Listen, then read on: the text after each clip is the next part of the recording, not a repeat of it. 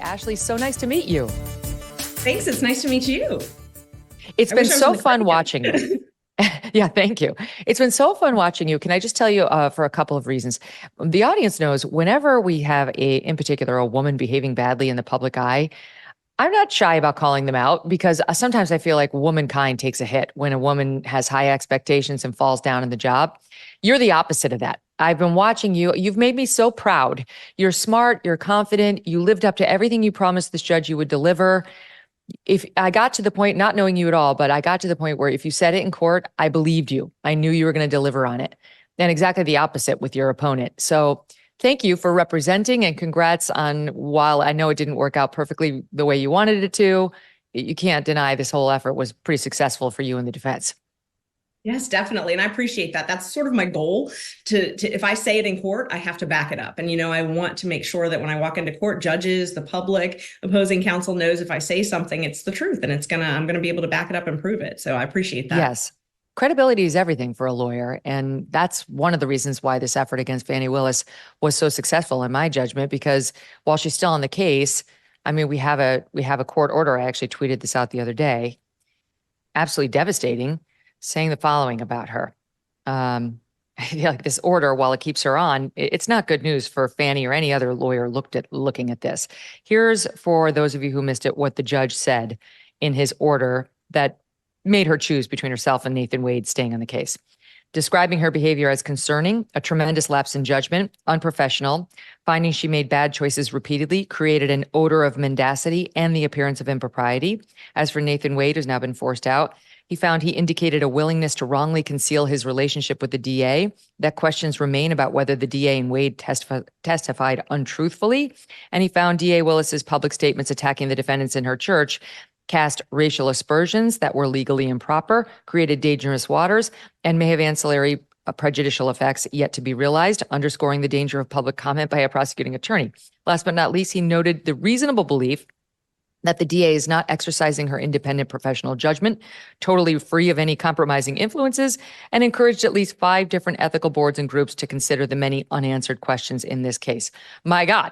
So what was your takeaway after reading all that, but the judge not bouncing her? I was shocked. I was very surprised. But reading that order that you just read, I mean, if as a lawyer, if someone wrote those words about you, it's not a good thing. So that would very much upset me if that order had been written about me. But, I was surprised that the judge did not go all the way. He sort of played it down the middle, split the baby, very Solomon-esque of him. So that was a little bit surprising, but I do appreciate that he made those factual findings. Obviously, we think that it was an actual conflict of interest. We think that just the appearance is enough. But I don't think that the fight is over. We're going to file an appeal and we're going to continue to pursue this and hopefully get what we sought in the beginning. And that is a neutral prosecutor to actually look at this case from a neutral, non-political, non-biased lens. We're going to get into that because she's still talking. Even though the judge threatened to gag her, she's still out there talking in a way that sounds very pointed against Trump and the other defendants and very political. She's running for re-election, but that doesn't allow you to make anyone's individual case political or to comment on it over and over. She can't stop herself, Ashley. It's amazing how she seems to sort of own her bias. Have you seen the latest remarks she made at this women's event? No, I haven't, but I still haven't gotten over the church remarks. And, Yeah. Megan, when someone says that Jesus himself told them to prosecute this case, how do you defend against that? I mean, literally, that's when I hear these, I'm like, how do you get into court and say, okay, well, she's got Jesus on her side. She's saying, told her to bring these charges against my client. That's insane. I've never dealt with that, and we're in court and they're talking about, oh, well, there's no case that guides us. I'm like, of course there's not. Nobody says this. This doesn't happen. People don't take to the pulpit and, say that Jesus has told them to prosecute, to bring these charges, that she's doing God's work, that she's following his playbook, asking for guidance since she is following his plan. I mean, that's a very interesting take and a very tough thing to guard against. But no, I haven't heard the most recent remarks at the Women's Day event. I'd love to hear them. I'll give you a little sample.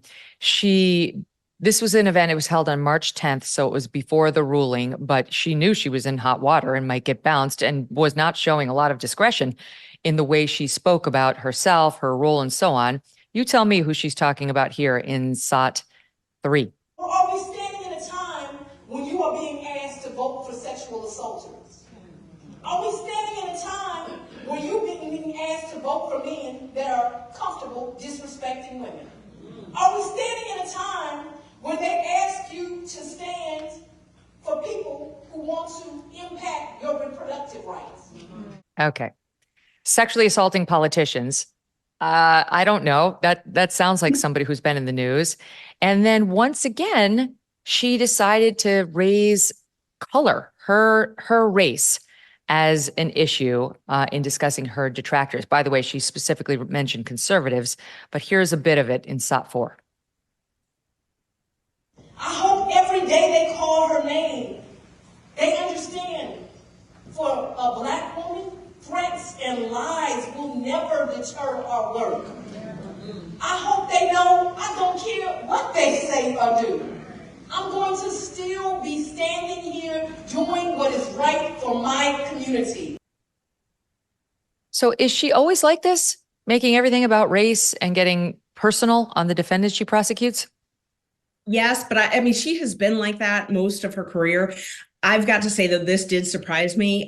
She's known me for 20 years. She knows I'm not racist. She knows that I'm not all of those things. So it did surprise me that she had those personal attacks. When the church speech, Martin Luther King weekend came out, we have a family chat, as a lot of people do, I'm sure, a family chat where your kids are chatting, texting. And my 14-year-old daughter literally texted the family chat and said, this lady is on TV calling mom and dad racists. Like, does she know them? And that was the first thing, the conversation in our family. We're the last people that you would call racist. And so, I had a lot of community outreach from that. A lot of people from the community said, I can't believe that. That's not who you are. That's such a far stretch from the truth. So that was surprising. There's folks out there that maybe could be called racist, but we're not one of them. So that was really surprising, particularly since she knows me and she's known me for so long. Mm-hmm. We have a little bit of those church remarks. Let's take a listen. Why does Commissioner Thorne and so many others question my decision in a special counsel? I appointed 3 special counsel, as is my right to do, paid them all the same hourly rate. They only attacked one. First thing they say, oh, she gonna play the race card now. But no, God, isn't it them who's playing the race card when they only question one? Why are they so surprised that a diverse team that I assembled, your child, can accomplish extraordinary things? God, wasn't it them that attacked this lawyer of impeccable credentials? How come, God, the same Black man I hired was acceptable when a Republican in another county hired him and paid him twice the rate? Oh, y'all ain't hear me. Why is the white male Republican's judgment good enough, but the Black female Democrats not? So those are the remarks to which you were referring, impugning not only you, but your client too. I mean, that's what the judge really had a problem with. And this guy's freedom is potentially in her hands, and she's making it a personal beef with him about race because you filed a motion to disqualify her. Right. There's so much there in that clip that you just played. There's so many different issues. The one that, when I first heard it, I said, well, she's lying. And you would think if you're going on a church pulpit that is going to be broadcast. I mean, this is essentially her first public remarks after my motion was filed, and she doesn't tell the truth. The third person on this case did not make the same rate as the others. And, that's the first thing that stuck out to me. I mean, facts matter, words matter, the truth matters, and that was patently false. So, especially since I was, called a liar so many times and things that I said was patently false. If I'm going to get on national TV and talk in a church to God, I'm going to make sure that I've got the facts right. And John Floyd, the third prosecutor on this case, is not paid the same rate as the others. Plus, the work is very different. And I've analyzed this. I've lived with this for almost 6 months. So I know these records like the back of my hand. You've got 3 different prosecutors billing very different amounts, doing very different work. Nathan Wade bills sitting there. So he's bills sitting in court watching John Floyd or Anna cross do work. They don't bill sitting watching him do work. So that was one big distinction. Second, they're not sleeping with her. So that's a big distinction. Third, they're not all being paid the same rate. And fourth, their qualifications are extremely different. I have known all three of them for the better part of 20 years. And so, race doesn't play into any of those factors. And so all of those things were left out of it. So that was the first takeaway I got from that church speech. Mm-hmm. There are a lot of people watching this right now who are feeling incensed. They see how political she is, how she tried to play the race card. We expect this to keep going as this prosecution keeps on. And they're feeling kind of bummed out, Ashley. I've heard from a lot of them since the judge's ruling. I'm sure you are too. But how do you see the import of what happened here? You finding this story, moving to disqualify, the evidentiary hearing, like where are we today versus January 1st before you'd filed any of this? I love that question because that's what I think about often. Before we filed this, none of this was known to the world. So there was a small group of us that knew this, but the world didn't know this. And so, there was a very different image of this prosecution and a very different image of the DA's office. And one of the things that Ms. Willis has always run on is transparency. And that is one of the guiding principles that I practice by is transparency. I'm very transparent, which is, I'm a defense lawyer, so I don't have to be transparent, but I am, and I believe in transparency. And so, bringing this to the public and bringing this to the court was very important to me. So if you look at where we were at the beginning of January, nobody knew when I filed this that they were actually having an affair and that he had taken her on all of these lavish vacations. When we filed the motion, everybody said, oh, well, she doesn't have proof. She didn't put proof in the motion, which is typical. And it was hard because the motion's pending, so I can't really speak publicly about it. But, that's how we file motions. Proof comes in the actual evidentiary hearing. So we have to allege enough to get an evidentiary hearing. And then we actually put the facts up. So, that was difficult. Then when she gave this church speech, I didn't know how she was going to respond. Is she going to admit to it? Is she going to deny it? Is she going to step aside? What's going to happen? But then she admitted to it. And so then it became an issue of when it started, which before I filed the motion, that wasn't even an issue. It's sort of like we switched the focus from all of the conduct to when it started. And I go back to the original motion. I don't know that it necessarily matters when it started. I still think that it reaches the standard of impropriety that requires her to disqualify. I don't know. I mean, we spent a lot of time fighting over when the actual affair started, but I've never thought that was a big issue. I mean, definitely it's more damning if it started before she hired him, but they renewed the contracts 3 times. So, they were definitely undisputed in a relationship when she renewed these contracts. And the contracts kept getting for more and more money. I also think that if you hide things you're doing, that usually is an indication that they're not something you should be doing. And people hide things for different reasons. But when you're a public official and you know that your life is going to be scrutinized, you have to be extra cautious. I've never been a public official. I don't have a desire to be a public official, but if you are a public official, you've got to keep records of things. Why you would pay cash to a man that you are sleeping with, and you are also paying in what is undisputedly one of the largest criminal cases in our legal history is beyond me. And so I think the public is right to question how this is allowed to go on. It's absolutely reckless at a minimum. We know she did that. So why doesn't bouncing him off of the case cure it? That was never what I imagined happening, because there is law in Georgia that says if one person in the case is bad, the whole case is bad. So, and we saw that with pre-indictment with Burt Jones, who is our lieutenant governor in Georgia. And Ms. Willis and her whole office had a conflict. She had the conflict, but the judge in that case, a different judge, Judge McBurney, kicked the entire office. And the law that he followed said, if she's got a conflict, the whole office has a conflict. So in my opinion, that's what the law says. It says if Mr. Wade has a conflict, the whole office has a conflict. And I do think the judge in his order was telling her you should step aside. But obviously, that's not going to happen. He just wasn't willing to take that next step and say, you have to step aside. But I don't think that you can split the baby like this. I've never thought that you could split the baby. I thought it was all or nothing. I know you're in a tough position because you now have a criminal case in front of Judge McAfee that you have to try, presumably all the way to conclusion. So he's your judge and you have to be respectful. And I get it. I've been there. However, what do you think his motivation was in ruling the way he did? Because we've had a lot of people, our audience, and we've had experts come on the show to say this was political. He's running for re-election. The district went 73% for Joe Biden, and there was no world in which this judge was going to get reelected if he bounced Fani Willis off this case. What do you think? You know, I don't even have to answer that just to this judge. I can answer that to judges in general. If they have the choice of not deciding, that's what they do. And that just tends to be, you know, what happens. You know, if they can push it back on the parties to make the decision, that's commonly what happens. And I think that's what we saw here. We saw the safe play. We saw, okay, well, it's bad, but I'm putting it back on you to do. I'm putting it back on you, Miss Willis, to make the tough decision.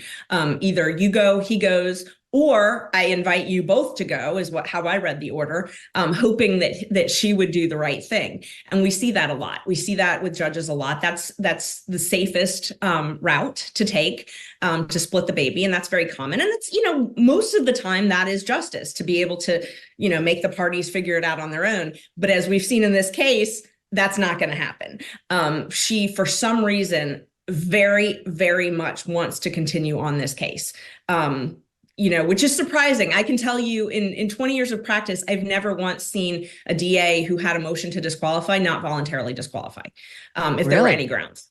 Never, Wow. Never. And I've had it happen a couple of times, which is how I know the process, you know, for another district attorney to be appointed. Anytime someone has said you've got a conflict and you need to be disqualified, the prosecutor's office is like, okay, bye. Like, good, you know, because it's less work for them, you know, and why be fighting that the entire prosecution? Why be trying to prosecute? Because she well, you answer the question, because I mean, to me, it seems clear she wants to be a star. She's using this case to make herself a celebrity. 100%. I mean, her office found, and this was one of the details that kind of got lost in the mix because it didn't have a ton of relevancy to our motion, so we couldn't focus on it. But she used $10,000 of taxpayer money to hire a media monitoring company. It's called Critical Mention. I mean, that when I saw that, it was, and the emails that are attached to it, they're clearly looking to put a dollar value on her publicity. And there's only one reason for that. She wants to do something further politically. I mean, that was just so obvious to me. And if I don't live in Fulton County, I live in an adjoining county, thank goodness, because if 10,000 of my tax dollars went to a district attorney paying to monitor her own media, I would be absolutely livid, particularly in Fulton County, where it is a third world country in that jail. It is awful. There's just so many problems in that county. And I used to live in Fulton else? County. It's like there's a simple way of monitoring your media mentions, and you just put a Google alert on yourself. I don't recommend it. It's very depressing, but if she really wants to see the coverage of her name out there, she can do that. You don't need to spend taxpayer, $10,000 in order to find out what people are saying about you. She clearly is using it. And those comments that we just played just show it. I mean, she went to that women's event thing and got a heroine's welcome. And then they replayed, I'll show you on Friday after Judge McAfee's ruling, which allowed her to remain on the case, that same group put out this video celebrating her like she's the second coming. Here, let's watch some of it.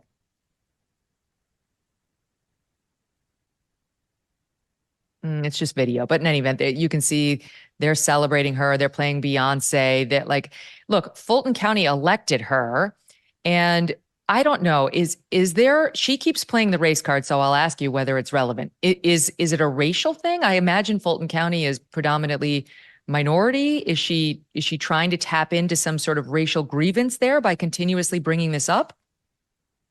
I think so. And I think it's important to look at the history of her office. She's a new prosecutor, but her first big case was the YSL case, which is it's a racketeering case against a rapper named Young Thug. That case is still pending.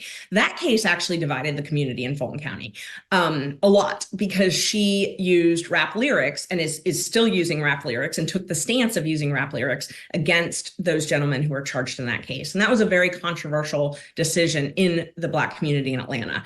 And so I feel like part of this is her politically trying to regain that community that might have not been happy about what happened in the YSL case. So I definitely think it's political, and I think she's got higher political ambitions, which, surprised me. I knew her when I was a public defender and she was a line DA. And, it surprised me because you know how there's moments that you remember in your career where someone said something to you and it's sort of profound and it sticks with you? I have one of those with her. This was probably 15 years ago. I was a young public defender. She was a young prosecutor, and I had filed a motion on a double jeopardy, and I won on appeal. And I was still kind of unsure of myself and, felt bad shaking things up. And she said, don't ever feel bad about defending your client, because if you don't defend your client and you don't do everything that you need to do, my convictions won't stand and I can't do my job. And I said, that's a really good perspective. And I've always viewed it that way. So, being attacked, and these attacks have been personal, being attacked was sort of surprising to me, because all I'm doing is defending my client, and she knows me and knows that I'm not racially motivated, knows that I'm not, biased against women or anything like that. So it is kind of surprising. And not biased against Nathan Wade. I mean, they pointed out in their opposition to your motion that you campaigned for him, I guess, when he was running for judge, but you had supported him. Obviously, if his race or status as a man were a problem for you, you wouldn't have done that. I didn't think that inured against you. I thought it was the opposite. But of course, she's enjoying trying to lead people to believe that because it helps her. It's a low blow, and we've watched it. All right, I want to ask you some questions about the hearing, if you don't mind, because we all watched it. I only watch your hearing and your case from the Caribbean, because I was at a different vacation over President's Day. Yeah, actually, it's been a very nice turn for us this past couple of months. It was freezing in Connecticut. Anyway, there we sat in the Bahamas, and I listened to this whole thing, and I watched every minute of it. And I had a couple of key questions. I'm amazed that the judge completely dismissed Robin Yurty, who didn't want to be there. If I wanted to sink Fani Willis because she forced me out of the DA's office, as Fani alleged, I would have come running to your courtroom. I would have said, Ms. Merchant, how can I help you? I can't wait to sink her. She's terrible. But you had to subpoena her. You pointed out she was terrified to get up there. When she actually was forced to testify, she was very laconic, very short answers. She was not volunteering anything. And I found her very credible. The judge said, I'm paraphrasing, but it wasn't filled out. Her testimony wasn't filled out. Right. I can understand that criticism, because I too wanted her to offer more detail. I wanted to hear a narrative answer. Right. So what are your thoughts on him dismissing her testimony and how her testimony went? I was surprised that he dismissed her, because I thought she was by far the most credible witness that took the stand. And I was disappointed because I could have made it more flowery, gone into salacious details about what she had seen them with. That's what we wanted. Right. And it's crazy because I was under attack for doing that. So, I'm getting right to the facts. I'm bringing a witness. And that's just kind of my style in court. I'm one of those people where I don't, and it's from trying jury cases. I try not to waste jurors' time, so I get to the meat of it and then I get out. And that's just my style. But with Robin, she was very hesitant to come forward. She had a lawyer. I think all of this context is important. She had a lawyer who filed a motion to quash and relitigated that right before she testified. That lawyer, who is a very pleasant and wonderful person, is a Fani Willis supporter. So, you've got all of the lawyers that did these motions to quash, you see their names on her campaign flyers regularly. So, Robin Yurty hired a lawyer who is literally on Fani Willis's campaign flyers as a supporter, trying to keep Robin Yurty off the stand. Robin didn't have a beef to come. She didn't want to be a part of it. She always said, I'll tell the truth. But the other thing that I think a lot of people don't understand is that hesitant witnesses will not talk to the defense out of court. So, my interactions with her were through her lawyer and, somewhat limited. So I don't have the ability, when someone doesn't want to come and testify for me, to get all of these flowery details. I got what I needed from her. And she was unequivocal. There was no doubt in her mind, and she was her best friend. Yeah, she said no doubt. Okay, he said it ultimately. In addition, while the testimony of Robin Yurty raised doubts about the state's assertions, it ultimately lacked context and detail. And then he went on to say, but even after considering the proffered cell phone testimony from defendant Trump, along with the entirety of the other evidence, neither side was able to conclusively establish by a preponderance of the evidence when the relationship evolved into a romantic one. I mean, that's just, I mean, with respect to the judge, that's the biggest lie in this opinion. That's the biggest lie that he wrote. That's just not true. Neither side was able to conclusively establish. And there's a little trick there. There's a trick, like a sleight of hand, conclusively establish by a preponderance of the evidence. Which is it? That's almost holding you to two different standards there. The correct one is preponderance, 51% more likely than not. And he wants conclusive 51%. You absolutely got there. This is the only mention of Yurti or the cell phone records, which show him at her house overnight. So what was he doing there?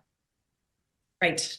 And Yurti, there wasn't really any motive to lie. So she didn't work for the DA's office anymore. She has her own career. This wasn't like she'd been there 20 years and was fired. I mean, she had literally come on to work for her best friend to help her with media. And then they just had a disagreement and she was demoted. And so she left. It wasn't like this was this huge, blowout between them. Everyone's saying disgruntled. The left-wing media you saw, disgruntled. She wasn't disgruntled. She didn't look disgruntled. She didn't want to be there. But, a lot of that was she doesn't like my client and doesn't like our side, So she told me, she's like, I don't want to help you. And a lot of the witnesses were like that. A lot of them did not want to help me, did not want to help my side. And so, I have to talk to them and say, but the truth is the truth. You have to tell the truth. That's what you've got to do. And that's what I kept telling her, despite her not wanting to help my side.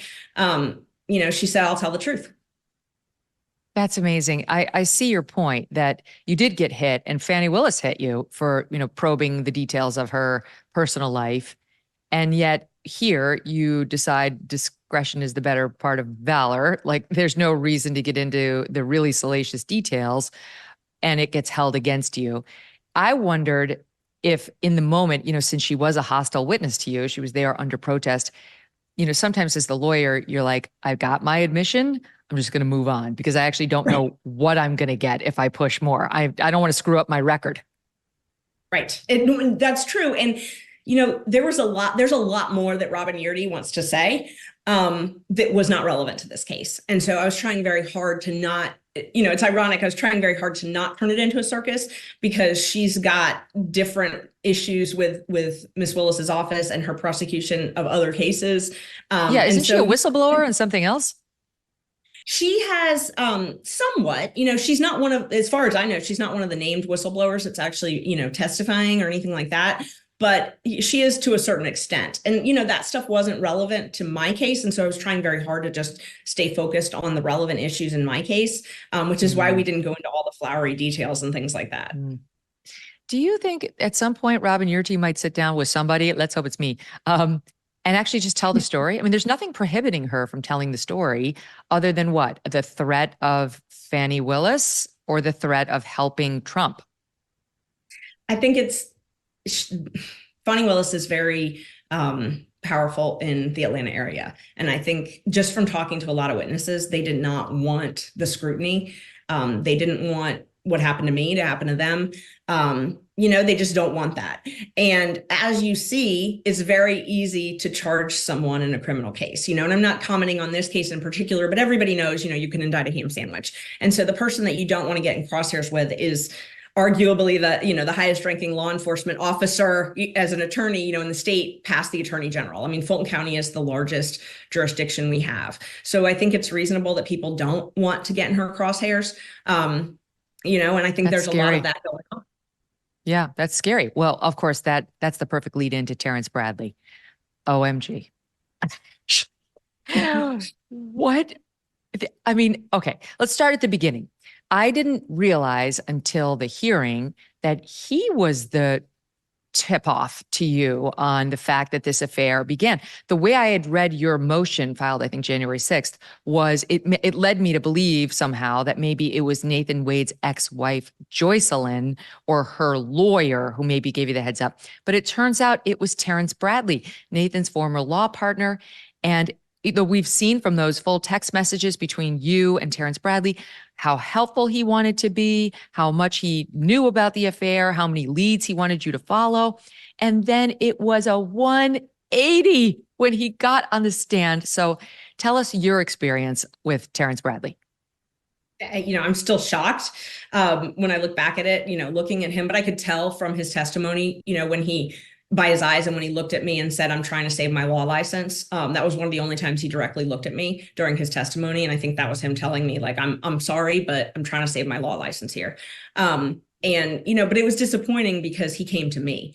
And he knew, my role in the case. He knew that I represented one of the defendants in this case. He knew I represented Mr. Roman. And so he came to me and initiated this contact. But I know Terrence, and I knew Terrence, and, I very much like Terrence as a colleague, a professional colleague, and a friend. Our kids have gone to school together. It disappoints me greatly. I am surprised. I'm still surprised because I thought that he would tell the truth on the stand. We had many conversations. Those texts are just sort of a small snippet of it, a timeline, but there's many conversations. And I went and I pulled back my phone records, I'm like, am I crazy? Did I dream up all these phone calls? And so I pulled out my phone records and I'm like, nope, it follows exactly my timeline of all the times we talked about it. And I'm not the only person that he told about it. He told another lawyer in the case who represented Mr. Chesborough, told him about it, and told some other folks, as we've seen from some subsequent filings, a district attorney in Cobb County told her about it. So, I was very surprised by the privilege argument because I'd never heard that. I never heard that until Mr. Wade and his friend called a friend of Mr. Bradley's. That was the first time I'd heard the word privilege. Just to clarify for the audience, meaning that when Terrence Bradley got on the stand, he claimed everything he knew about Nathan Wade's affair with Fani Willis was privileged. And meanwhile, he'd been talking, he was like the town crier about it prior to the moment he actually took the stand. So there was a divergence there between his behavior and what he was claiming when he hit the stand. Keep going. Right. And, not surprising because if it's privileged, then you know about it, So he's saying, oh, well, I didn't know it's speculation. Oh, but it's privileged. It's like when the privilege didn't work, we switched over to speculation. Which is it? It's confusing.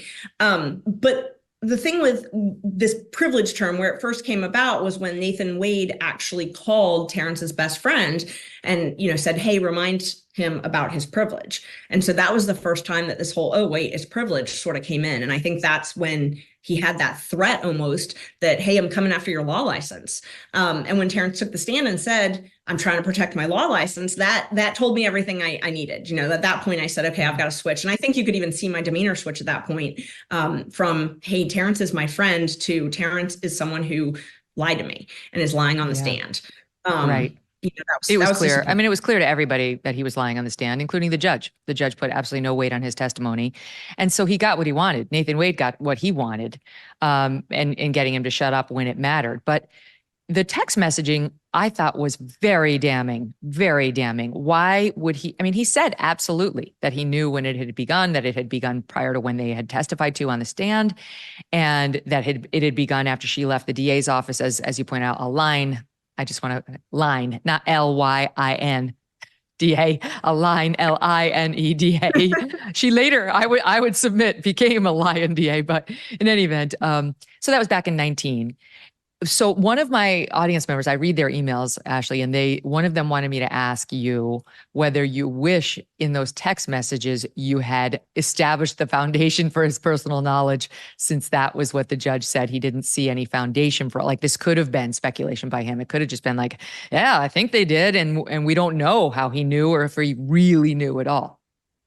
Right. And I wish I had, because I talked to him about that in person and on the phone.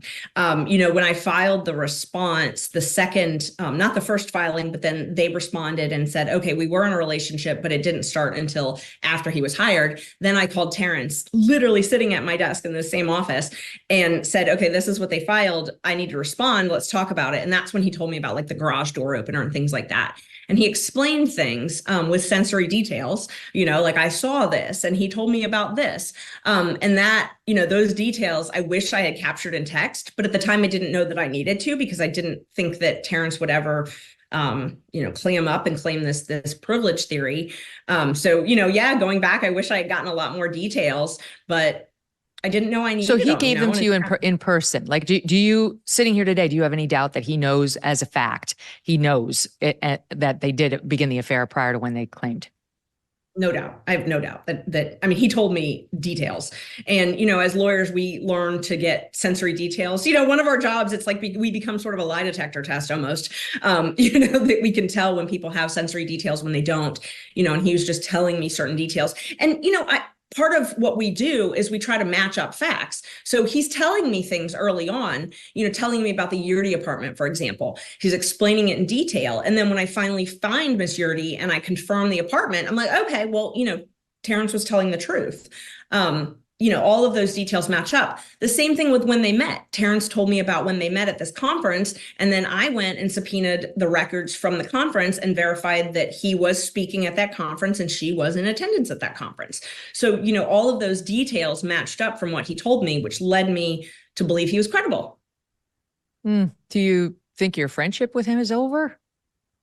I don't know. I haven't seen him since. I don't, one thing that's very important to me is to tell the truth. And so that's hard to get over, tell the truth. And I feel also like I was sort of put in an uncomfortable position where I'm on essentially national TV being called a liar, by the state, and he's letting that happen. And so that's kind of hard to get over, because my credibility as a lawyer is the most important thing to me.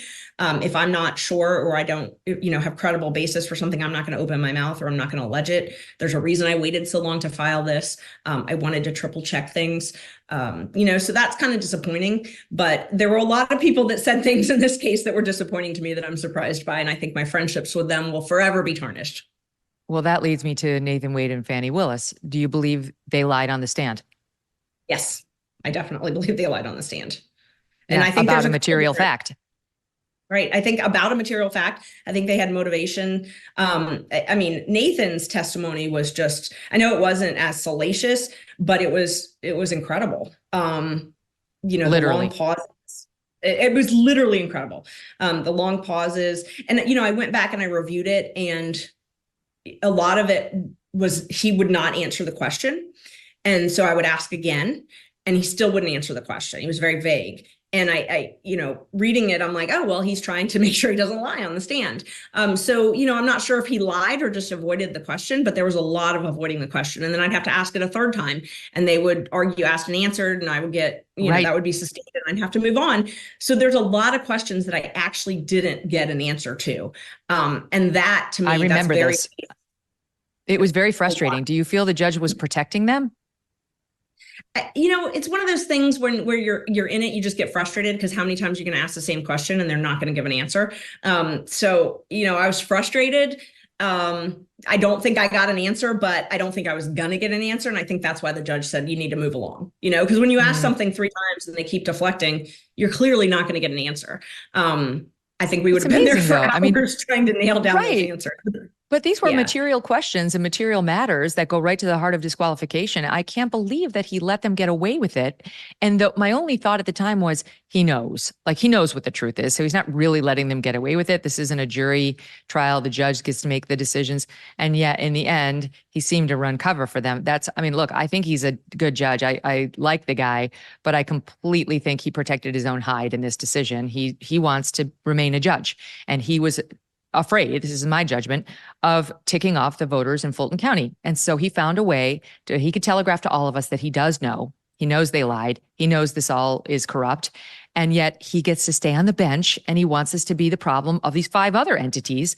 And I don't know whether that's going to happen or not. That's one of the questions I want to ask you. But before I get to that, let's talk about Nathan Wade's resignation, because, you're saying you believe he lied on the stand. I do too. And Fani Willis too. And so after the judge's order, one of them was forced to step down, and to no one's surprise, it was Nathan Wade. I wasn't surprised, at least, that she made him leave instead of herself.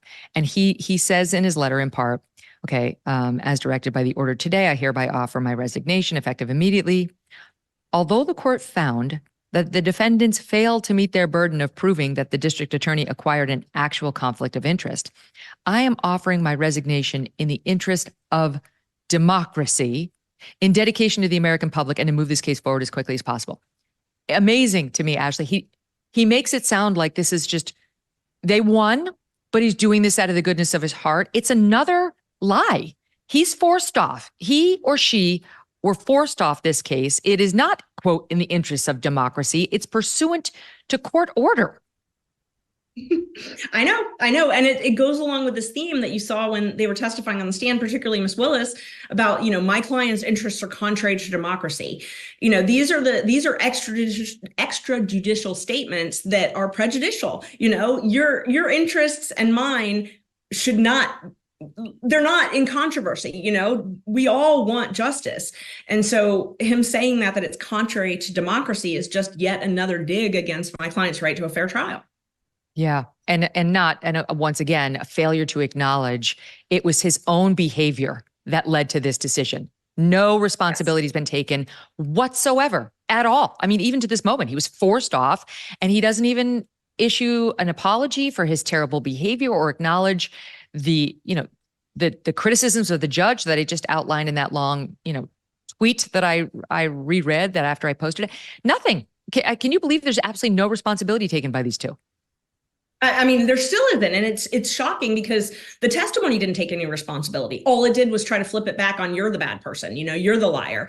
And I'm sitting there thinking, wait, you've hid this. You've gone to great lengths to hide this from the public and from the court and from the county and from the taxpayers. You lied on your campaign disclosures or your, financial disclosures. There's county disclosures that say any gift over $100. And it doesn't say it has to be like an actual, money transaction. It can be something for a benefit, going on vacation, going out to dinner, getting a ride, whatever. You have to disclose it. You didn't disclose it. You clearly hid this. You didn't go to the county attorney. You didn't go to the Board of County Commissioners and say, hey, I'm going to pay him, $1 million.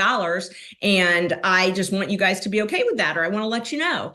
Didn't do any of that. You're hiding it. You're hiding it because it's wrong.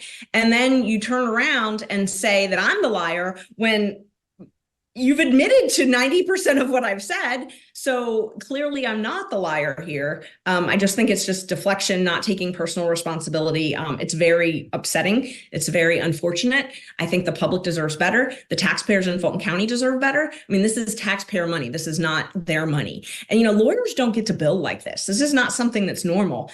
Normally we have a client that would say, hey, this bill is ridiculous. Yes. Yeah, I lived that life too. I practiced for 10 years. Every phone call, it has to be down to the second. You don't bill for 10 minutes if the phone call was 6. Otherwise, somebody, usually in my law firm, would come back to me and say, hey, make sure we don't round up. We got to be really super careful. But as you pointed out of the hearing, she was rubber stamping every one of his submissions. Another fact the judge ignored in his ruling. Right. And it is a lot of money. They argued, oh, well, he made more money in another county. This is a lot of money for a public official to be paid on a case where there's arguably no need. And so, I think it's also important to understand how rare this is. This does not happen. DAs regularly, if they need outside help, they get it from this organization called PAC, which is Georgia's Prosecuting Attorneys Council. They have staff attorneys that are there to help if you need help. That are paid government salaries. Paying an outside prosecutor doesn't make sense. And it's not typical. The Attorney General's office does it in civil cases, but that is very specialized. And that's for very specialized types of law, healthcare law, things that are specialized and the Attorney General doesn't have actual staff that can handle. But a prosecuting counsel like this, they don't ever hire outside lawyers and pay them hourly. He was essentially working full time for the DA's office, but he was able to have an outside practice, which, if you were an employee of the DA, you wouldn't be able to have. He couldn't be an employee of the DA because of their relationship. So, she couldn't have hired him as an actual employee. She had to hire him under this contract basis because they couldn't have an affair if he was an employee. So, they're doing all of this stuff to circumvent the law. And then when they get caught, their answer is to claim that, I'm racist and a liar. It's incredible to me. And right, exactly. And a liar. That's what she said as soon as she took the stand, going after you as having absolutely no foundation for even bringing this motion. And then we, of course, saw the Terrence Bradley text, which told a very different story, and heard from Robin Yurty and saw the cell phone records and so on. On the subject of Nathan Wade, so he goes on in this letter saying, seeking justice for the people of Georgia and the United States and being part of the effort to ensure that the rule of law and democracy are preserved has been the honor of a lifetime.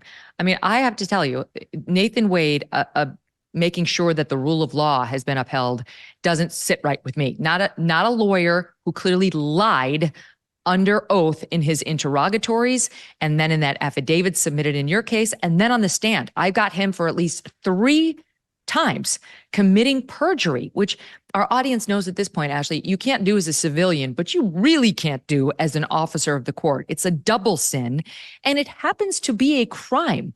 And as for the first lie answering the interrogatories, that's not Megynkelly's opinion or Ashley Merchant's opinion. That's a fact. He lied in his divorce interrogatories. So what could happen to him now?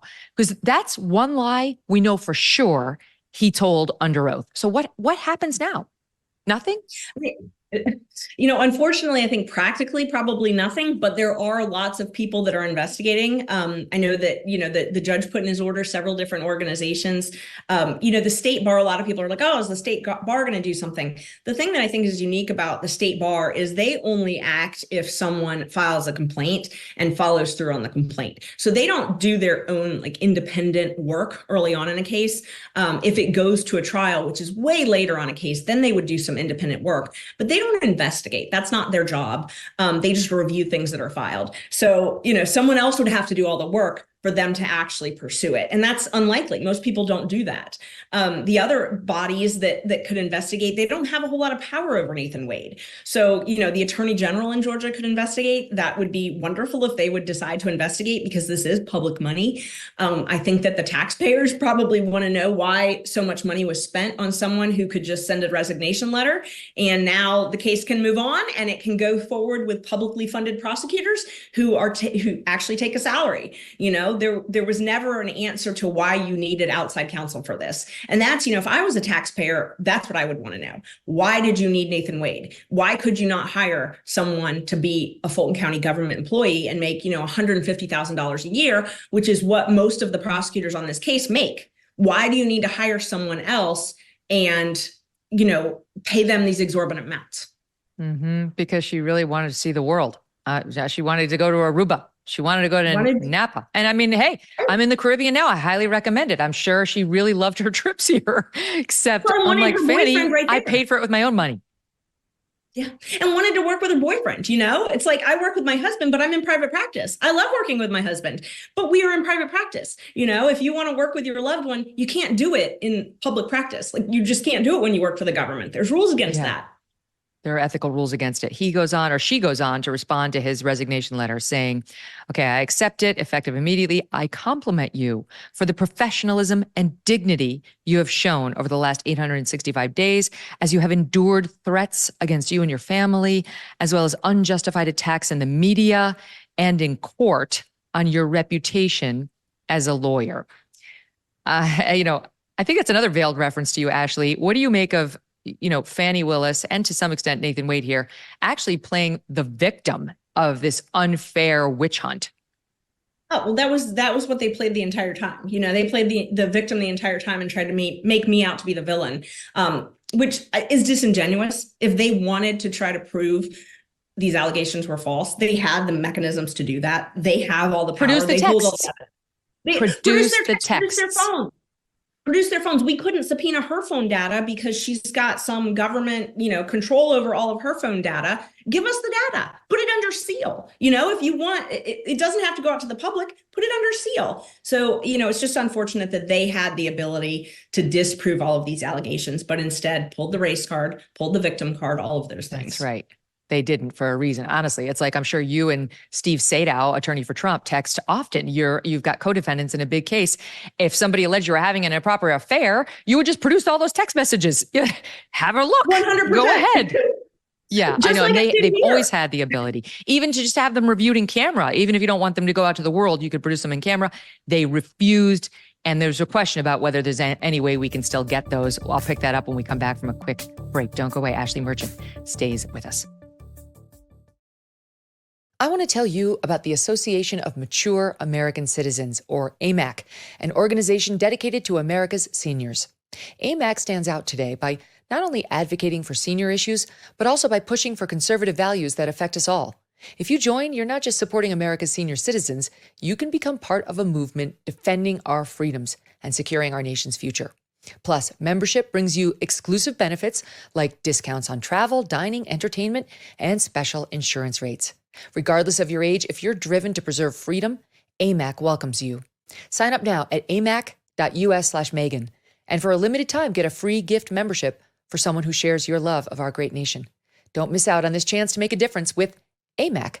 Join today at amac.us/Megan and extend the invitation to a friend or family member for free. So, Ashley, the question of the substance of their texts, if we could see the substance of those text messages that you guys know happened, you had the number, the frequency, thanks to Nathan's records, but you didn't have the actual content. And I can't help but think they're deleting right now like mad because there's no pending proceeding exactly, although there is an appeal filed. So I'm not sure if they could delete at the moment. But if you could see them, that would put to bed this thing once and for all. Who could get them? The Attorney General, if he opens up in a criminal investigation? What about the state Senate, which we watched you testify in front of? Do they have subpoena power where they could subpoena the actual text messages so that we could see if we have a perjuring felon as the DA of Fulton County? So I think just in case these texts were deleted, I think a search warrant would be the safest bet. I mean, some people could get them with a subpoena, but a search warrant is how they get them against my client. I mean, I'm a defense lawyer, so they get texts against my clients all the time. So I know exactly how they do it. They subpoena their cell phones or subpoena their records. If you have the phone, the easiest way to do it is to take the cell phone and hook it up to a machine called Celebrate. And they have it in the DA's office. I've got the purchase order for them. They have it at the City of Atlanta Police Department. They use it regularly. I have cases pending right now where they have hooked my client's phone up to a Celebrate machine, and that, it essentially makes a forensic copy of the entire phone. So it makes a copy of all the texts, makes a copy of photos, makes a copy of things like that. You can set parameters. So they could hook it to this machine and say, we want copies of all the texts from this date to this date. So let's say they wanted to just prove that, the relationship didn't start until when they said, March 2021, whatever it is, whatever date they came up with. 22. Yeah. Right. So get all the text before that. We don't need all your salacious text while you are dating, that you have alleged you're dating. How about we get all the text before that? Hook it up to that machine and give us those texts. What are you hiding? What is it that you don't want people to see? And you can do it under seal. So that's easy. They've got the machine. They've got the equipment. Even if they're deleted, they can hook it right up to that machine.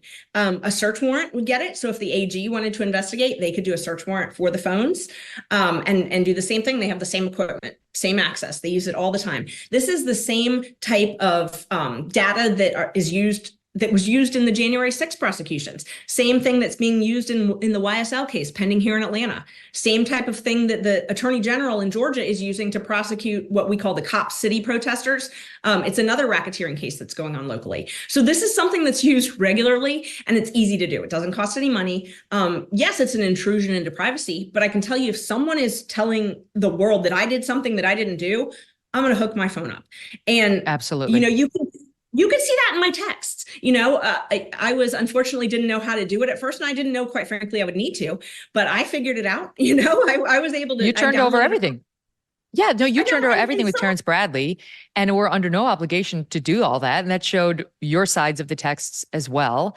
Why wouldn't they? Honestly, somebody said I had an affair and I didn't have the affair, and I was in this kind of a situation where my job and a case and my reputation depended on it.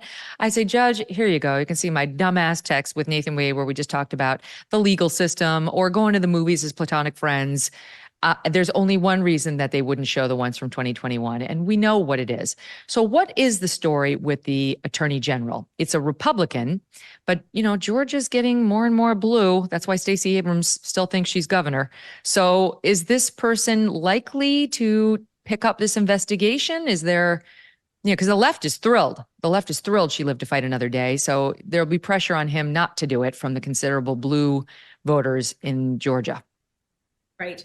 It's hard for me to guess on that because I live in this moderate world. I'm kind of in the middle, and I just want justice. I just want due process. I want transparency. So I hope that the Attorney General will. But I don't know, the political outcome of that. I'm not sure if they will investigate it or not. I hope that they will. And I think what about filing the motion? Because Phil Holloway was on the show on last Friday, and he was saying there's a way for you guys to file a motion before Judge McAfee saying, we believe that two officers of the court perjured themselves, committed felonies in your courtroom, and as officers of the court, we're bringing this to your attention. But only if he finds that there is probable cause. I can't remember what the standard was before which he could refer it to the AG. It was a considerable standard, though. Yes, and I'm still investigating. Some of the subpoenas that I sent for the evidentiary hearing, some of the business records are still coming in. So, we've recently got new records, from another travel agent. And so I'm digesting all of those. Another thing other than the phone records is the credit card statements. Ms. Willis could have given credit card statements. She gave one, which to me says there was only one, one time that she actually paid for travel with a credit card, which, anyone that travels knows you kind of have to have a credit card. You can't really book hotels. You can't do any of that stuff without a credit card. So that's sort of surprising. So if I was being accused of something and I had credit card statements to show that I wasn't on trips with Mr. Wade or that I had paid for things, I would be producing those credit card statements. So I think it's surprising we haven't seen those, but that's something that can be subpoenaed as well. But Ms. Willis has this protection on her. And so whenever we try to subpoena any of her records, all of these red lights go off and everything is shut down. So we only were able to subpoena Mr. Wade's records because of her position. She's got certain protections up. And so when we subpoena the records, they're saying, no, we're not giving you these records. And so we would have to. Well, what about the Georgia State Senate? Because they can subpoena Nathan Wade's substantive text messages with her. Oh, and I hope they do. I hope they subpoena those, and I hope that they subpoena them and question them about all of these, create a timeline, because I was working with limited ability as a defense lawyer. All I have is the right to subpoena, but they've got much broader power, and mine had to be relevant to my case. So, at the beginning, mine was not relevant to perjury. Mine was relevant to the allegations in my first motion. So now if they've got subpoena power, they can subpoena anything that's relevant to a perjury inquiry, which are the texts, which are the records from the, credit cards, things like that, travel records. They can subpoena all that. So I hope that they do. And I know that there's some investigations at the federal level. They've got subpoena power. So if they want to, they can subpoena all of those records. And I think it'll paint a much better picture of what was going on here. They need to do it. We're going to call Jim Jordan's office this week and find out, because he's been investigating what she's been doing with federal money that we've given to her and whether it's being used properly, not in connection with this case, but in a sort of different lane, but it's related. I mean, do we have a felon running the Fulton County DA, the DA's office? Do we or don't we? I mean, this is what she says. She says she's the greatest DA ever. She's the best thing to ever happen to Fulton County. Here she was at that woman's event. I'll give you another soundbite. Do we have it, Kelly? Well, let's watch. When he saw me with sincerity, he asked, "Fani, are you okay?" And I said, "I'm good." And then he asked what I believe to be in genuine concern. He said, "Do you regret running for DA?" I was literally shocked at the question. I am sure I looked at him like he was crazy. I said, "Are you kidding? I'm the best DA this county's ever had." Let me tell you how much I don't regret it. Wednesday, I went and re-up. I want 4 more years. 4 more years. Do you think she's the best DA Fulton County's ever seen? It's all in perspective. That's in perspective. And, she ran against Paul Howard. And, I supported her against Paul Howard. And there were a lot of issues with Paul Howard. So, sometimes elections are the lesser of two evils. Low bar is what you're saying, at least in the recent past when it comes to the DAs there. Okay, so what about the appeal? Because I know now you guys have tried to get an immediate appeal of the judge's order refusing to disqualify her. He did not, in his order denying your motion to DQ, give you that permission slip the way he did when he struck 6 counts of her indictment the day or two before. And in that order, he said, "I'm going to give you a permission slip if you want to take this up right away." Interlocutory appeal, meaning before there's been a trial, before there's been a final judgment. So you need a permission slip for this too. Do you think you're likely to get it? I'm not sure, because he did give the hint in the prior order that he was going to give that. I think he probably will give us permission, but how it works in Georgia is we now then have to get permission from the Court of Appeals also. So I'm not positive if we'll get that, but hopefully he will. And if it gets denied and you have to try this case to completion, you'll raise it again, I imagine, as an appellate issue. I mean, this isn't something that you're going to drop. Right. No, we would definitely, if my client was to get convicted, we would definitely raise it as an appellate issue. But I don't think it'll get that far. You don't? Why? I don't think my client will get convicted. I think he's Right. innocent. And I think that the case against him is weak at best. Can we talk about that a little? I think most people don't even know who Michael Roman is. I mean, we've studied up a little bit on him because of this case, and he's gotten very interesting. And there have been some on the left who have been trying to malign him. Oh, he's a Democrat. I mean, he's a Republican operative. He engages in dirty tricks for a living. Of course, that's what's really happening here. More dirty tricks against poor Fani. Explain a little bit about who Michael Roman is and why he's been dragged into this case.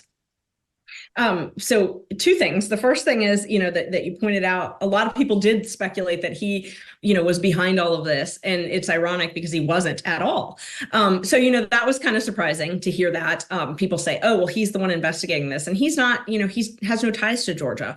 The other thing is his role, just to answer your question, he was the election day campaign chair. So the National Election Day campaign chair. So sort of coordinated efforts around the country on election day. That was his job in the campaign. And so he's more of a logistics person than anything. Works with a lot of the lawyers, the campaign lawyers, funneling, hey, do this, do that, get this here, get this from point A to point B. That's really his job. His job was not, like any of the lawyers, to review anything, to analyze it, to, draft anything. It was really just logistics. So, I mean, so far we've seen many people take pleas in this Georgia prosecution, from Sidney Powell to Jenna Ellis and others. Is there any chance Michael Roman will take a plea? We were offered a misdemeanor probation early on, and essentially any misdemeanor he wanted to pick, and rejected that. So I think, Wow. That's about as good as it can get.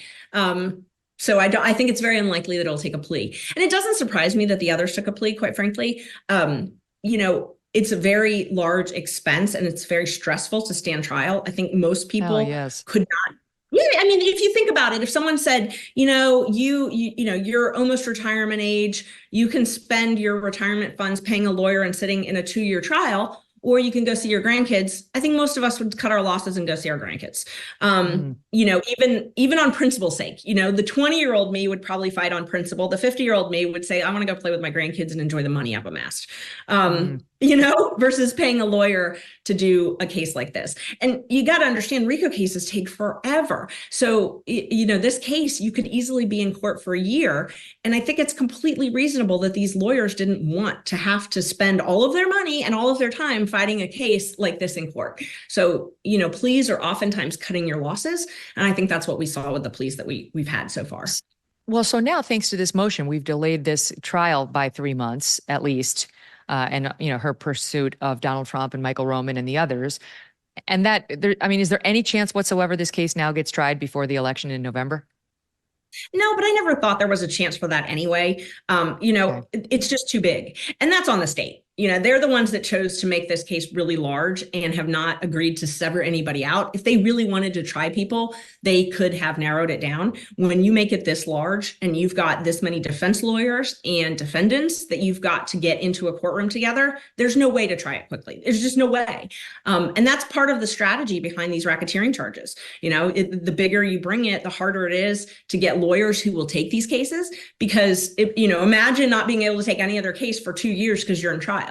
To wear people down. And so the logistics of the case made it impractical that it would ever be tried before November anyway. I know that Ms. Willis keeps saying in court, don't want delay. We want to push this.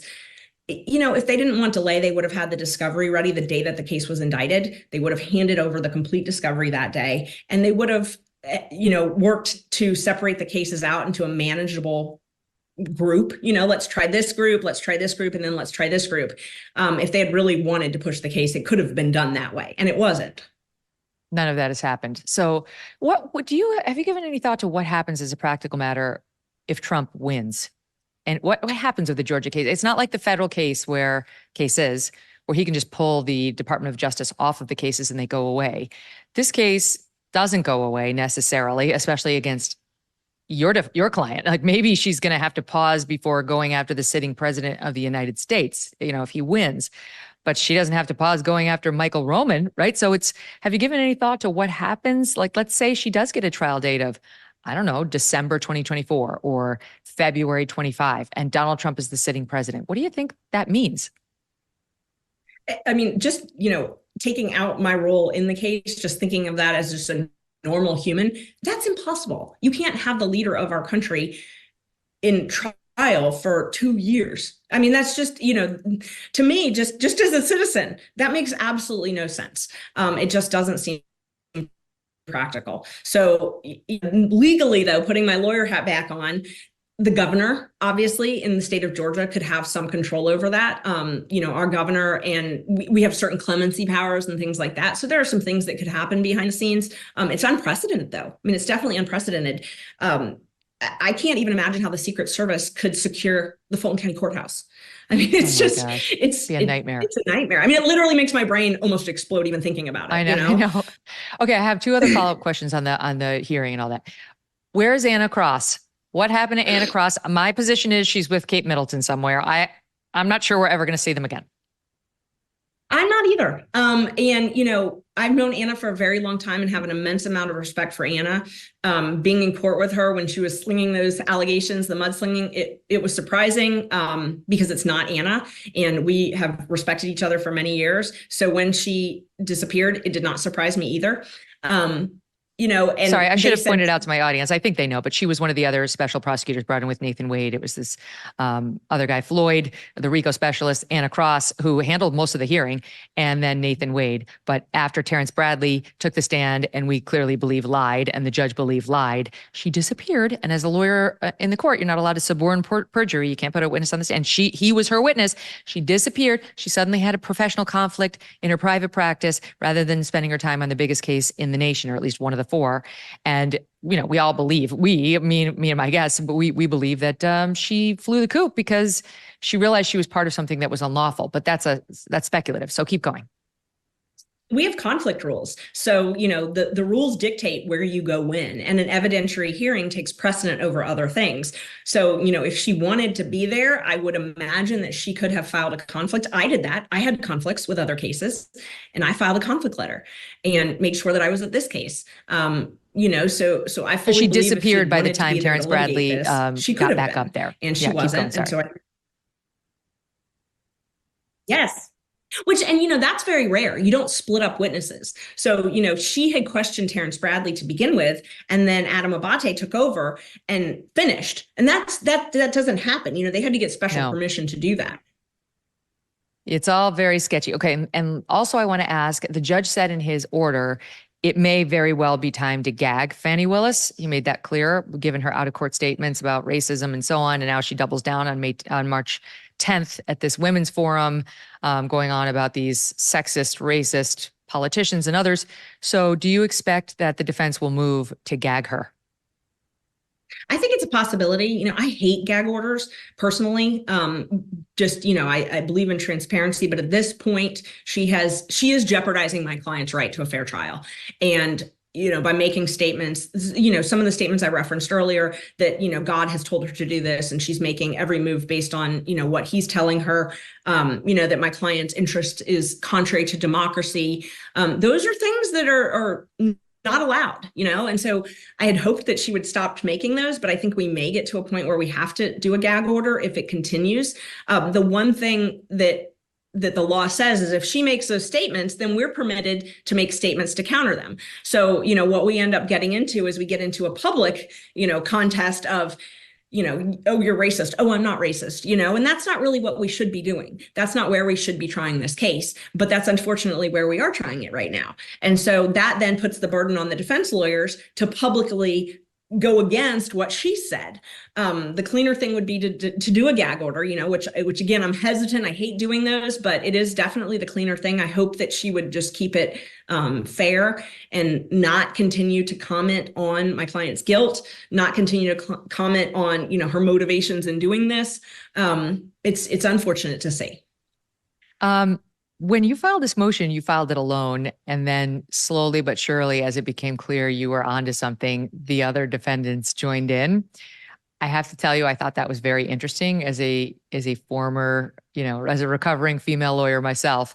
Not to make it all about gender, but I don't know. To me, I thought she's a whippersnapper. It's not like you're 20, you're I think 46 years old, but you dragged them to the water, and sure enough, they started drinking it. The defense attorneys, I feel, Ashley, may have looked on you a little skeptically, and sure enough, it ultimately, forget the way I'm putting it, but you got a scalp that never would have been gotten had it not been for you. So can you just talk about that process? Like, you were the one who found this, and what was the reaction of the other defendants and the lawyers? Yeah, and you can see that in the responses. I think the week after I filed this, the judge had a hearing, and he asked the other defense lawyers if they were joining it, and they said they weren't sure. They were still investigating it. So I think it's pretty common public knowledge that they weren't, joining from the beginning. And I thought a lot about that. And filing motions like this are hard. The repercussions are difficult. The repercussions professionally, the repercussions with other clients, with other cases, we have to factor that in. I am of the mind frame that, I'm sort of like a method actor, this is my case and this is my client, and I'm going to do whatever I have to do in this case to protect my client's right to a fair trial. So I am able to sort of block all of that out on purpose and block out the professional and personal ramifications of filing a motion like this. But it is a difficult thing to do. And so, I never fault any lawyer who is skeptical of joining in something that is so potentially damaging to I faulted them. I faulted them because I'll tell you exactly what happened. They were like, I don't know, she's doing some weird motion. She's going to bring their personal lives into it. We don't want anything to do with this. And then they got up and tried to look like the big boys at the hearing, like, oh, now I'm going to handle it. It's like, no, this wasn't your idea. You shat on it publicly. Everything that's happening is due to Ashley Merchant. That's what happened. Okay, that's my take. With all due respect, they did a good job when they ultimately got interested, but let that be a lesson to you, boys. She knew what she was talking about, and you should have had more faith in her right from the start, because that's the biggest progress anybody's made on the defense side in this entire case. And Fani Willis has been disgraced as a result of this motion and the hearing, and her own behavior, her own choices, what she did.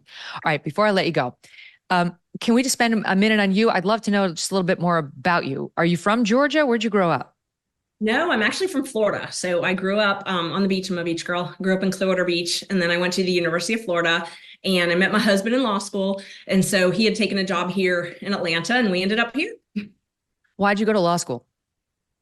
I went to law school because I really believe in standing by anybody, in their time of need, helping someone who needs help. And I'm not a math person. So, I certainly wasn't going to be in the medical field or anything like that. And I was a political science major. I love the Constitution. I love the rule of law. I love ethics. I know that sounds crazy, but, I love the transparency of ethics. So that's something that was really important to me. In college, I did Senate and government and rule of ethics, things like that. So, that was always important to me. And I love law school. I love the Constitution. I love fighting for the Constitution. And that's one of the things that I liked about being a defense lawyer is, it all goes back to the Constitution for me. And so that's sort of my moral compass. I love the history of our legal system in this country, and that sort of backs it up. And I have daughters now. I want them to see me fighting for what's right. I want them to see me fighting for people who, sometimes I'm not as lucky as defending Michael Roman, a person who I believe completely is innocent of these charges. Sometimes I represent people who are guilty, and I am there defending them and helping them in their weakest moment. And I believe firmly that people are more than the worst thing they've ever done or the worst thing they're ever accused of doing. And so, that sort of guides me, and I want my kids to see that. How old are your daughters? I have a 14 and a 16-year-old, two girls. So wow. They know everything. That's exciting. So Yes. they're really actually able to watch the coverage and see what you're doing, which is great. But I'm curious as to, I'm kind of always curious when I see a strong, articulate, fierce woman out there, not somebody who's saying it about themselves all the time like Fani, but somebody like you. How'd you get to be like this? Like, what were your parents like? What were you like as a kid? What were you straight A student? What gave you your confidence? I think I've actually built the confidence as an attorney, and it's crazy because you get beat down so much in court. And you practice law. Like, the judges are mean, they're brutal. Opposing counsel are brutal. You just get treated like crap so much that you stop caring about being treated like crap. I know that sounds awful, but I regularly, and I mentor a lot. I'm blessed and honored. One of the biggest honors of my career is I'm the president. I just became the president of the Georgia Association of Criminal Defense Lawyers, which is huge to me because it's kind of lonely being a defense lawyer because you're not in a big law firm, you're not in a DA's office. So I love that. But one of the things I regularly tell people is, we get treated like crap anyway, so you might as well fight, I'm not going to get treated any differently. But I think that gave me a lot of confidence. And I'm an only child, so, I got a lot of attention. Mm-hmm. And you did moot court in law school. That was a favorite of mine too. And I do think that's big. I did. And that's how I met my husband. We actually competed together. Oh, no way. Is that right? Yeah. Yeah, no, that's good. It's Yes. very good for a young woman in particular. That's why I love law school for most people. If you can afford it, it's so expensive now, but it's such a confidence builder and it develops skills that you could use for a lifetime, even if you don't wind up practicing law. It gets you on your feet. Not in the way Joe Biden is now lying about having done when he was in life. There was something from the Her transcript, HUR, where he alleged he was called on in torts class, Ashley, and he didn't know the case. He hadn't done the homework. And yet there he was for 20 minutes on his feet, basically holding court in his moot court law school. Like, oh my God, okay, that's it. None of that happened. Oh, no. But in general, torts, contracts, moot court, law school, I do think it's a confidence builder, even if you're not good at it. It is, and Megan, that's my dad always told me, go to law school. You're a woman. I mean, that's one of the things he always said. If you go to law school, you're always going to have that. If you decide to get married, have kids, and you don't want to practice, you will always have a job if you have a law degree. And that was one of the things he said, if you want to do that, that's great. Go stay at home, but that way, if everything falls out from under you, you always can go get a job if you've got a law degree. So, I said, my mom said the same thing to me about typing. So I think our parents had different standards. Well, hold on. I actually, my parents were big on typing, and I'm not going to lie, I've been big on that with my kids too, because I took a typing class, and I think that was by far the most valuable class I took in all of high school. It does help, honestly. To be a fast typist is actually quite valuable. All right, so let's jump forward to, let's say, we're in March of 24 right now. Let's go to June of 25. I'm trying to pick a date far out enough that maybe the case will actually have been tried. At that point, if the case is ongoing or has just been wrapped up, is Fani Willis the district attorney trying the case, or was she the district attorney recently trying the case? I would be shocked. I'd be shocked if it goes that far. If she is still the district attorney and it still happens. It's just, look at all the issues that this case has been fraught with from the beginning. We've got several charges that were just dismissed last week against one of the defendants. We've got a couple other motions to dismiss pending that we still haven't had rulings on. There's a lot that can happen between now and then. So I'll believe it when I see it if we actually get to trial. And I'd love to try the case. Like, I'd love to try this case. But if we do try it, I don't want to try 20 other cases at the same time. That's one of the things that's frustrating about these racketeering charges, cases. So she should not get too comfortable in that DA's seat. I don't think so. I mean, she's got two challengers, which, that was surprising. And the thing with this job is I don't know that there's a ton of people that were lining up to qualify. It's a difficult position. And that office has had controversy after controversy, with her predecessor. Now there's issues with the jail. There's issues with backlog. There's issues in Fulton County with mismanagement. I used to work for Fulton County. I used to live in Fulton County. So I feel comfortable saying that. My husband does civil rights litigation. We've settled a number of cases against Fulton County. So the issues with that county are very widespread. Mm-hmm. So you said you believe she and Nathan Wade committed perjury, which is a felony in Georgia. Should they be prosecuted? Oh, I think they should be prosecuted. I think it should be investigated.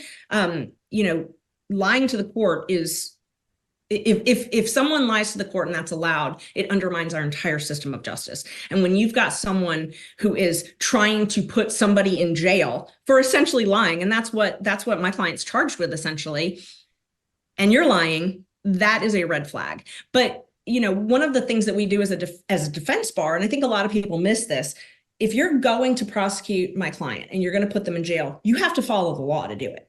And that's my job, to make sure that you've followed every single step, because the only way that we can have any faith in the outcome and any faith in the process is if the law was followed the entire time. And it wasn't in this case. From the get-go, it was not followed. And so that's a problem. The entire process is tainted because of that.